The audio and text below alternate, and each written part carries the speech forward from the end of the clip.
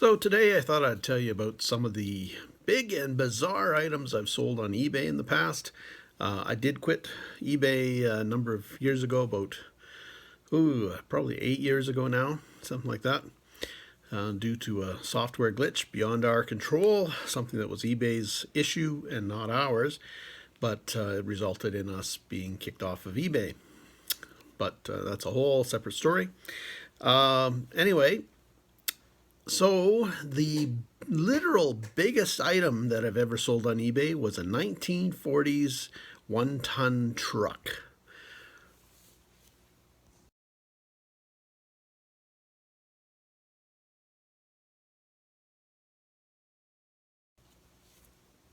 And it sold for a grand total of $500. So not a whole heck of a lot. I think I made $250 on it, but between traveling from its location to where I bought it at auction and making all the arrangements and such, it really wasn't worthwhile. But did sell a big item, so a big truck. The biggest dollar item I've ever sold was a teddy bear, and it was on consignment. It wasn't mine, unfortunately. It was obtained from the trash of an estate, and it was kind of in rough condition. Didn't look like much, but turned out it was made for 1 year in 1911. And it was a Stiff teddy bear, roly-poly teddy bear. If you look up roly-poly teddy bears on eBay or, on Google probably is your best bet, because they won't be appearing on eBay because they are quite scarce. The Stiff roly-poly teddy bear, like I said, was only made in 1911. So, yeah. So, anyway, I sold it for $6,500 US. And at the time, the exchange rate calculated into about 10,000 Canadian. And we had basically set a whole new record price-wise for that bear. It turned out that one hadn't sold for quite some time, something like 8 or 10 years, and hadn't sold on the public marketplace and hadn't come up. And I found out it had sold for about $500 at that time.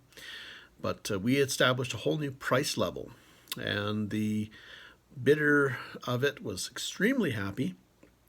And the underbidder turned out got bidder's remorse for stopping bidding, and was familiar with the other bidder. They knew each other, and they ended up trying to trade all sorts of stuff, offered all kinds of stuff for this particular bear to the winning bidder. But the winning bidder, of course, didn't want to part with it. And that underbidder ended up buying another from Sotheby's in better condition, but set a whole new price record there as well. I forget what it went for, but it sold for quite the sum of money at the time. Anyway, so that was kind of the biggest dollar and the biggest item. And we'll move on to the bizarre items. Now, I've always looked for weird and wonderful niche areas to sell on eBay, things that other people didn't realize had any value. And I tripped across a few. In one case, I picked up a box of new old stock men's underwear from the 1970s. And they had really funky patterns, like casino themes, like roulette wheels and poker chips and that sort of thing, and wild patterns and designs. So I figured, well, there's got to be an interest in these, and I put them up kind of just for shits and giggles. But they ended up selling for $20, $30 a piece kind of thing.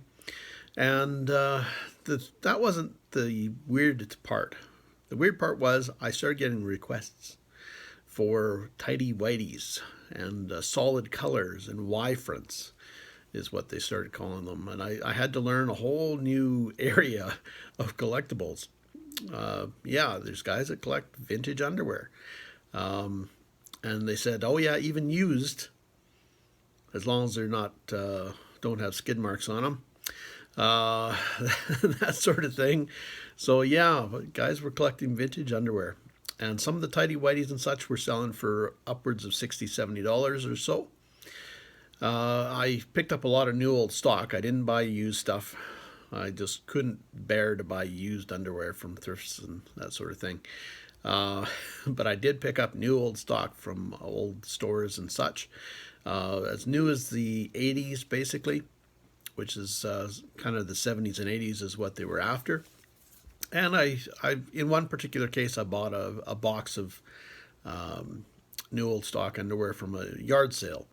The guy had been kind of a heavy shopper, I guess you could say, and it was all 70s, early 80s stuff, and solid colors again, and men's sizes, and I ended up making about $640 off that box. So I got $700 out of the box of underwear. So I did well.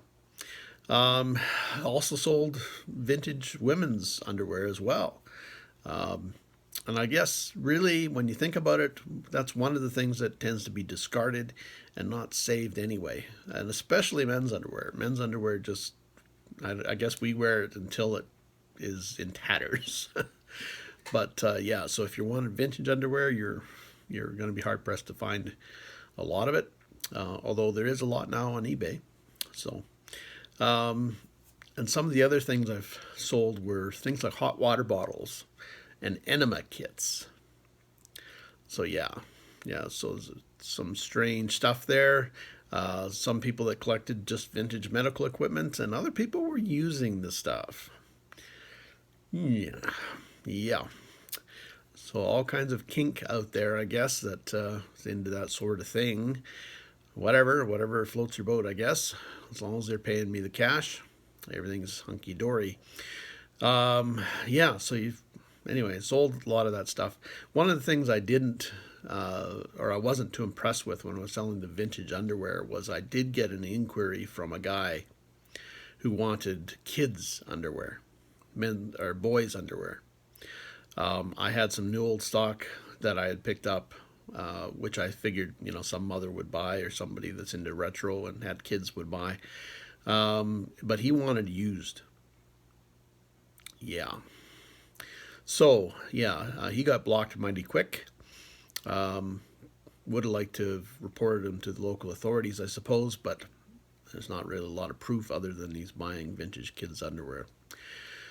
Yeah, kind of strange stuff. Also, one of the other strange things I sold were vintage shirts, men's work shirts, which isn't that strange when it comes down to it. But these had fade marks from being in a store window. So the fronts were faded, or they had shoulder fade marks on the tops and such. And they were new old stock, but the people who bought them, it turned out it was a couple different guys that bought them. And the company they were from was indicated on their email address, and it was Polo Ralph Lauren. And sure enough, the next year, that's what came out for sale, was the same style of shirts, were these 1940s men's work shirt styles, is what they ended up selling. So yeah, I guess they basically take them apart and or use them, I guess, as inspiration perhaps, or something like that, or take them apart for patterns. I don't know. But yeah, that's who bought those.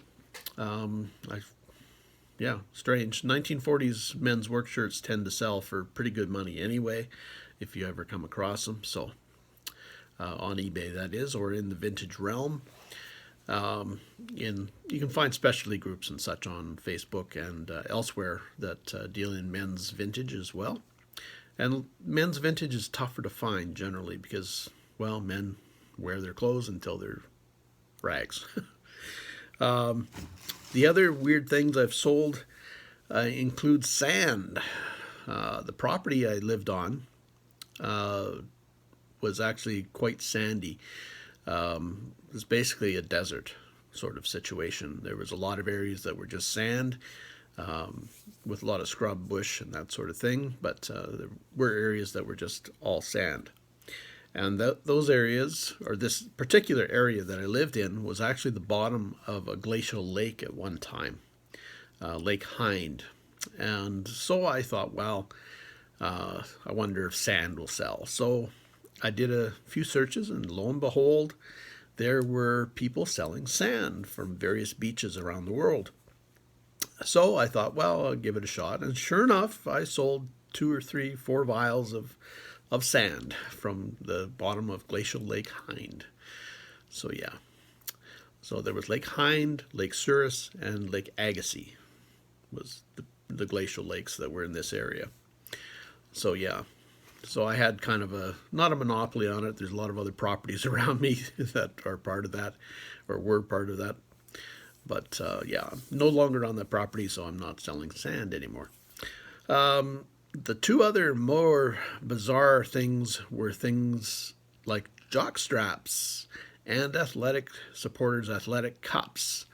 So yeah, it turns out there is a collectible market for jock straps and athletic cups. And I'm talking the vintage stuff, basically, although stuff up into the 80s seems to be selling as well. Maybe even 90s now. I don't know. I haven't checked. But turns out, yeah, there's 2 different groups that collect jock straps, it turns out.